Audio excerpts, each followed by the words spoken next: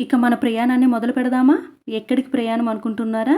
Group 2 prelims. ఎందుకంటే మనకి notification అనేది సెప్టెంబర్‌లో రాబోతుంది. సో, మనం ఇప్పటి నుంచి సిన్సియర్‌గా ప్రాక్టీస్ చేస్తేనే మనం ప్రిలిమ్స్‌లో క్వాలిఫై అవ్వగలం. ఎందుకంటే అప్పటికన్నా మనకి కాంపిటీషన్ అనేది ఎక్కువ ఉంటుంది. అప్పుడు 4 లాక్ ప్లస్ ఉండేవారు. ఇప్పుడు ఈజీగా అరౌండ్ 6 లాక్ వరకు ఉంటుంది. ఎందుకంటే 2 ఇయర్స్ అయిపోతుంది కాబట్టి. సో, ఇప్పుడు మనం దిగేది చెరువు కాదు, మహాసముద్రం అని మనకి తెలుసు. అన్ని సబ్జెక్ట్స్ ఉన్నాయి, అంత చదవాల్సి ఉంది. బట్ ఇక్కడ మనం ఒకటి తెలుసుకోవాలి ఏంటంటే, ఎంత చదివినా, ఎన్నిసార్లు చదివినా మనం ఎగ్జామ్ హాల్లో క్వశ్చన్ పేపర్ ముందు ఏమైతే రిప్రజెంట్ చేస్తామో అదే మనల్ని జాబ్‌కి మనం క్వాలిఫై అవుతామా లేదా అనేది డిసైడ్ చేస్తుంది. అవునా కాదా? చిన్న చిన్న క్వశ్చన్స్‌కి కూడా మనం చాలా కన్‌ఫ్యూజ్ అయ్యే టైమ్స్ ఉంటాయి.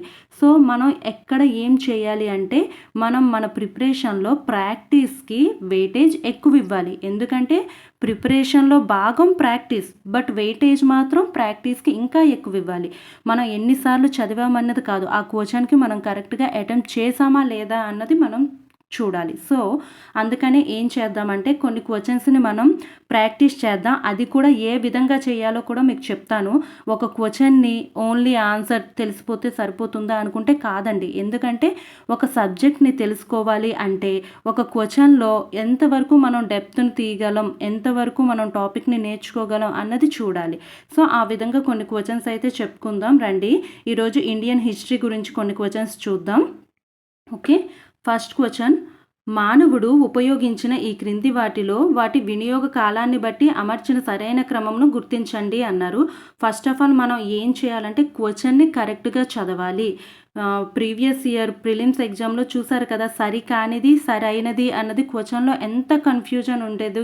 సరికానిది అన్న క్వశ్చన్సే ఎక్కువ వచ్చుండేది. సో, అది కూడా మనం క్లారిటీగా క్వశ్చన్‌ని చదువుకోవాలి. ఇక్కడ చూసారు కదా, మానవుడు ఏది ఫస్ట్ యూజ్ చేశారో దాన్ని క్రోనలాజికల్ ఆర్డర్‌లో పెట్టమంటున్నారు.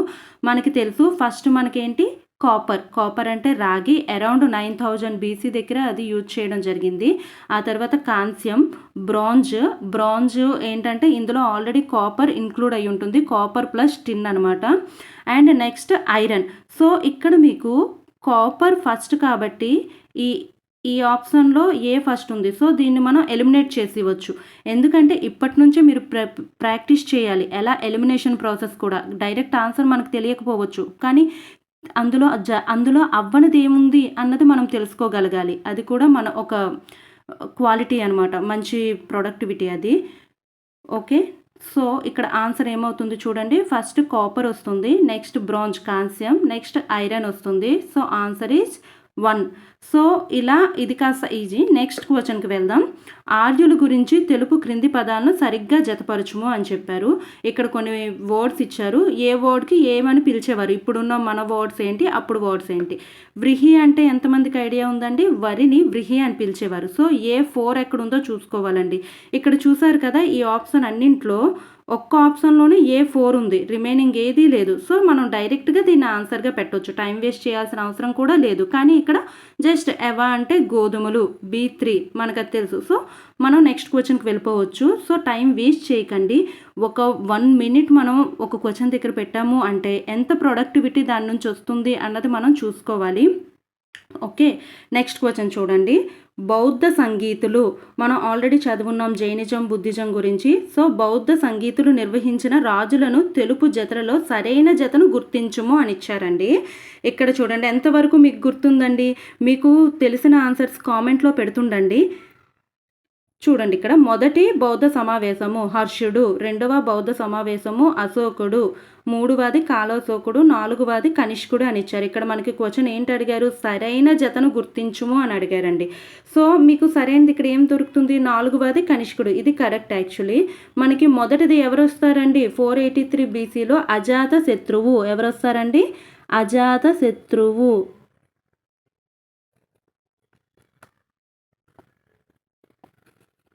అజాత శత్రువు వస్తారండి. నెక్స్ట్ రెండవ బౌద్ధ సమావేశంకి కాలశోకుడు, మూడవది అశోకుడు వస్తాడు. ఈ మూడవది మనకి 383 బీసీలో జరుగుతుంది. ఇలా ఒక క్వశ్చన్ నుంచి ఏమేం చేసుకోగలిగాం, ఎంత డెప్త్ని తీసుకోగలిగాం. మీరు ఈ క్వశ్చన్ నుంచి బుద్ధిజం చదవండి. ఏ సమావేశంలో బుద్ధిజం స్ప్లిట్ అయ్యింది రెండింటిగా, ఏ సమావేశానికి ఇంకా ఎవరెవరు ఉండేవారు అన్నది కూడా మనకు తెలుస్తుంది. సో చూడండి ఒకసారి, బుక్స్కి వెళ్ళి కామెంట్స్లో చెప్పండి. నెక్స్ట్ క్వశ్చన్కి వెళ్దాం. అశోకుని స్తంభాలకు సంబంధించిన ఈ క్రింది వాటిలో సరికానిదేది? ఇక్కడ చూసారు కదా, సరికానిదేది అని అడిగారు. అందుకే క్వశ్చన్ని మనం ఖచ్చితంగా మంచిగా చదవాలి. ఫాల్స్ ఏది ఆర్ ట్రూ ఏది అని అడుగుతున్నారు. సరికానిదేది అని అడిగారు. ఇక్కడ చూడండి ఒకటి, మధుర ప్రాంతంలో లభించే ఎర్రని ఇసుకరాయిని ఈ స్తంభాల తయారీకి ఉపయోగించేవారు. వీటిని అశోకుడు బౌద్ధమత ప్రచారం కోసం ఏర్పాటు చేశాడు. ఇక్కడ మరి నెక్స్ట్ ఆప్షన్కి మనం వెళ్ళాల్సిన అవసరం లేదు. ఎందుకో చెప్పనా, మనకి ఇక్కడ అశోకుడు క్లారిటీగా చెప్పారు, ఏ స్తంభం పైన కూడా బౌద్ధ మతాన్ని అతను ప్రచారం చేయలేదు. అతను ప్రజల్లో ఐక్యత ఎలా ఉండాలి, లేదంటే ఏంటేంటి రూల్స్ మనం ఫాలో చేయాలి అని చెప్పారే తప్ప ఎక్కడ కూడాను బౌద్ధ మతం ప్రచారం కోసం అతను స్తంభాలను అయితే వేయించలేదు. సో ఇక్కడ మనం దీన్ని డైరెక్ట్గా ఎలిమినేట్ చేసేయచ్చు. సో ఇక్కడ ఇంకేంటి నెక్స్ట్ క్వశ్చన్, ఏకశిలా స్తంభాలు నిజమే. దక్షిణ భారతదేశంలో స్తంభాలు లభ్యం కాలేదా అండి? ఉన్నాయి కదండి, మనకి ఆంధ్రాలో కూడా ఉన్నాయి ఎర్రగుడి అవి చెప్పి. సో అందుకు సరికానిదేది అంటే బౌద్ధ మత ప్రచారం కోసం ఏర్పాటు చేశాడు అన్నది సరికాదు. ఓకే, నెక్స్ట్ క్వశ్చన్కి వెళ్దాం రండి. ఈ క్రింది వానిలో సరికానిది గుర్తించుము. ఇక్కడ కూడా సరికానిది అనే ఉంది, రండి చూద్దాం. మౌర్య రాజ్య స్థాపనలో చంద్రగుప్తునికి కౌటిల్యుడు సహాయపడ్డాడు. నిజమే కదండి, చంద్రగుప్త మౌర్యుడు బౌద్ధ మత ప్రచారం చేశాడు. ఇది మీరు ఆలోచించండి, ఇది కరెక్టా కాదా అన్నది కామెంట్లో చెప్పండి. చంద్రగుప్త మౌర్యుని మంత్రి కౌటిల్యుడు, కరెక్ట్. చంద్రగుప్త మౌర్యుడు గుజరాత్లో మంచినీటి కొరకు సుదర్శన తటాకం త్రవ్వించాడు. ఇది కరెక్టే అండి. ఇందులో ఏది రాంగ్ వస్తుంది చెప్పండి? ఏంటంటే బౌద్ధ మత ప్రచారం చేశాడు అన్నది రాంగ్. ఎందుకంటే అతను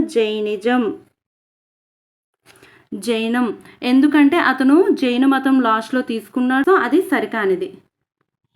నెక్స్ట్ క్వశ్చన్ చూద్దాం. ఈ క్రింది ధర్మశాస్త్రాలను క్రోనలాజికల్లో అమర్చండి అని చెప్పారు. ఇక్కడ మనకు ఏది ఫస్ట్ వస్తుంది అనేది ఎవరికైనా తెలుసా చెప్పండి? మనకి ఫస్ట్ యజ్ఞవల్క స్మృతి వస్తుందండి, తర్వాత మనుస్మృతి, నారద స్మృతి, మితాక్షర, ABCD లైన్లో వస్తుంది. నెక్స్ట్ క్వశ్చన్ చూద్దాం. క్రింది వాటిలో తప్పుగా ఉన్న జత ఏది అని అడిగారండి. తప్పుగా ఉన్న జత ఏది? మీకు మళ్ళీ చెప్తున్నాను, తప్పుగా ఉన్న జత. సో చూసుకోండి, ఇక్కడ అంటే ఏ డైనెస్టీ ఏంటి వాళ్ళకి క్యాపిటల్ ఉండేది అని చెప్పారు. తంజావూరు చోళులు, హొయసాలులు ద్వార సముద్రం, యాదవులు దేవగిరి, పాండ్య తంజావూర్. ఏది కరెక్ట్ ఏది రాంగ్గా ఉంది చెప్పగలరా? కామెంట్ చేయండి. కామెంట్స్లో మీకు తెలుసా లేదా అనేది మిమ్మల్ని మీరు టెస్ట్ చేసుకోండి. మీకు ఒకవేళ గుర్తు రాకపోతే ఆ సబ్జెక్ట్ మీ దగ్గర బుక్స్ నోట్స్ ఏదో ఒకటి ఉంటుంది కదండి, బ్యాక్కి వెళ్ళండి, చూడండి, చదవండి. దాని ద్వారా మనకి ఒక క్వశ్చన్ తీస్తే అవన్నీ చదువుతాం కాబట్టి మళ్ళీ మనకి కొంచెం గుర్తు తెచ్చుకున్నట్టు ఉంటుంది. సో ఇక్కడ ఆన్సర్ వచ్చి పాండ్య, తంజావూరు కాదండి, ఇది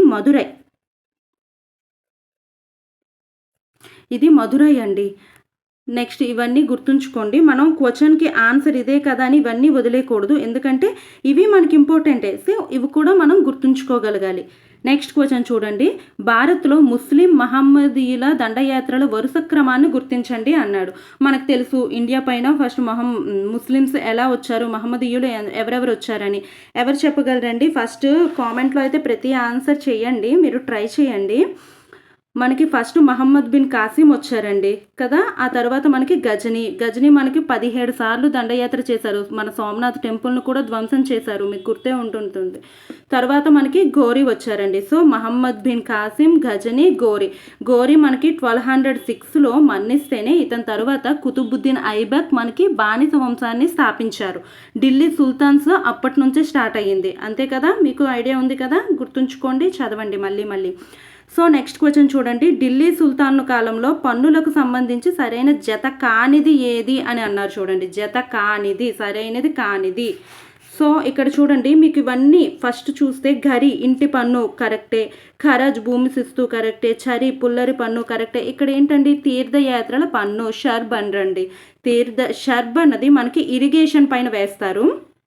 సో ఇది రాంగ్ ఆన్సర్, అయితే ఇదే అవుతుంది, సరైనది కాదు. కాబట్టి మనకి ఈ తీర్థయాత్రల పన్నుని మనకి అక్బర్ 1563లో అబోలిష్ చేశారండి తీర్థయాత్రల పన్నుని, అది గుర్తుంచుకోండి. నెక్స్ట్ క్వశ్చన్ చూడండి.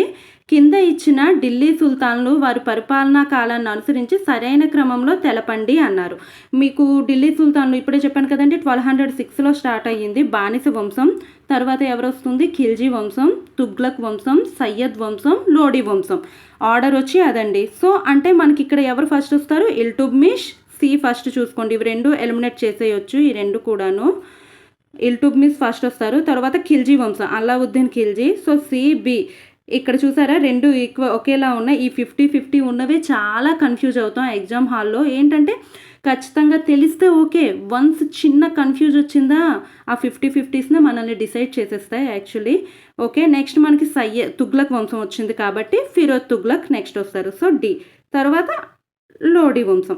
సో ఇలా మనం ఒక క్వశ్చన్ని ఎంతవరకు మనం తీసుకోగలం, ఎంతవరకు మనం డెప్త్ని తీసుకోగలం, ఈ వీడియో ఇలా క్వశ్చన్స్ని చేయడం వల్ల కొత్త వాళ్ళకి టాపిక్ తెలుస్తుంది. ఆల్రెడీ చదివి బ్రేక్ అయిన వాళ్ళకి, అంటే గ్యాప్ తీసుకున్న వాళ్ళకి మెమొరీని మళ్ళీ పరీక్షిస్తున్నట్టు అవుతుంది. సో బుక్స్కి వెళ్ళి చదవడం వల్ల మళ్ళీ మెమొరీని మనం గ్యాదర్ చేసుకోవడం అవుతుంది.